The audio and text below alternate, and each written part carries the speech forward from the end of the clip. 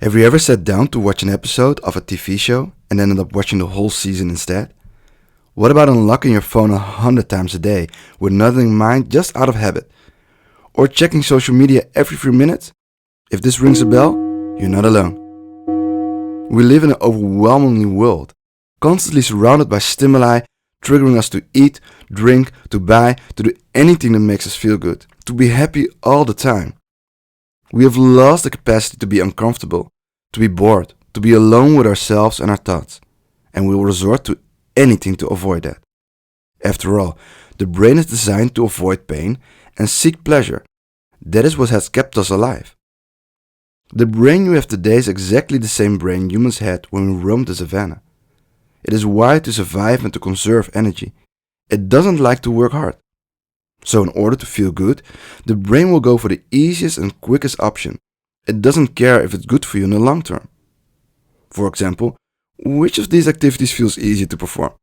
Watching TV or working out? If you ever had a good workout session, you know how energized and accomplished it can make you feel.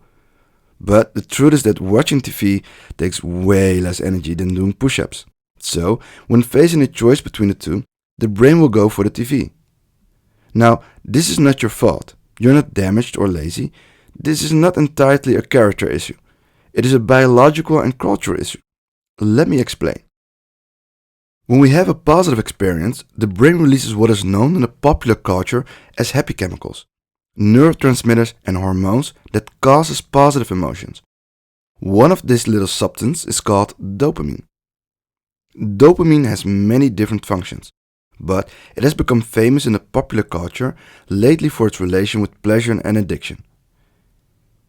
Even though it has been hyped as the pleasure molecule, dopamine is actually more related to craving and motivation. It is released by the brain when we anticipate pleasure or when we complete a difficult task. That is to say, although dopamine is related to pleasure, it's not directly responsible for it. Rather than producing pleasure, dopamine teaches you how and where to get things you need or like. It is the thing that moves you to get an ice cream when you're craving sugar, or to watch another episode of that series that you're binging. It does this because it knows you will feel good after. And when you finish eating the ice cream or watching the episode, the brain thinks, oh, this feels nice, and it releases dopamine again, causing you to seek more of that feeling. So far so good. Dopamine makes you look for things that feel good. So what is the problem with that? To answer this question, we need to look at what happens in the brain, and nobody explains it better than the dopamine expert Dr. Lembke. She explains that the same part of the brain that processes pleasure also processes pain. For us to feel at our best, these two sides need to be in balance, and the brain doesn't like it when it tips too much to either side. When a skill tilts to the pleasure side, the brain needs to generate pain in the form of anxiety, stress, craving, and even actual physical pain to restore the balance. But here's the thing. We don't like experiencing pain, so we reach for what I call quick fixes, which is basically anything that makes us feel good easily and quickly. It could be a phone, chocolate, a beer, sex, shopping, you name it. So, for example, when you scroll through social media, the brain will release dopamine, which in turn will make you seek for more of it. You keep on scrolling and scrolling, starting a loop of dependency that is very hard to break. And it gets even trickier when you're exposed to the same stimuli over and over again. Your brain becomes less sensitive to them. So, you need larger amounts of the same stimuli to produce the same effect. For example, you need more sugar, more sex, more time on social media. At time, the craving for more gets stronger and lasts longer. This is one of the reasons why change is so difficult. It is easier to reach for your quick fix than to sit through the pain and discomfort you experience when you don't get it. So, your motivation, your discipline, your willpower disappear when you get your quick fix.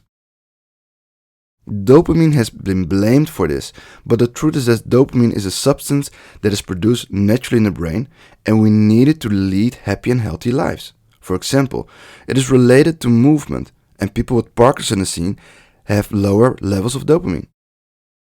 The real problem is today that in modern life we have way too many pleasurable substances and behaviors. Not only that they are everywhere and easily accessible all the time. All you need to do is reach your phone to get a dopamine hit. Social media in particular is extremely addictive. It is designed to be. Comments, likes and retweets have become our go-to quick fix.